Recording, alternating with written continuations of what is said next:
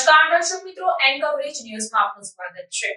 સંસદના સેન્ટ્રલ હોલમાં એનડીએ સંસદીય દળની બેઠક યોજાઈ, જ્યાં ફરી એકવાર પીએમ મોદીની અનોખી સ્ટાઇલ જોવા મળી.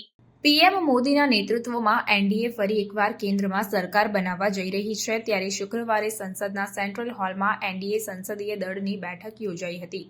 આ દરમિયાન ફરી એકવાર પીએમ મોદીની અનોખી સ્ટાઇલ જોવા મળી, જ્યારે વડાપ્રધાન મોદીએ અહીં સન્માનપૂર્વક સંવિધાન સમક્ષ માથું ઝુકાવ્યું તો તમામ સાથી સાંસદો તેમની સામે ભાવપૂર્વક જોઈ રહ્યા હતા.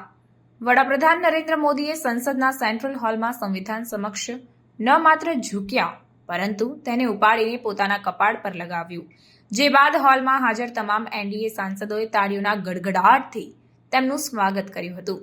આ પહેલા 20 જૂન 2014ના રોજ વડાપ્રધાન મોદીએ સાંસદ બન્યા બાદ સૌ પ્રથમવાર સંસદમાં પ્રવેશતા પહેલા સંસદના પગથિયા પર માથું ટેકવીને પ્રણામ કર્યા હતા. તે સમયે પણ તેમના ખૂબ વખાણ થયા હતા. હવે તેમણે બંધારણને કપાળે લગાવ્યું છે. વડાપ્રધાન મોદીએ હંમેશા સંસદ અને બંધારણને મહત્વ આપ્યું છે.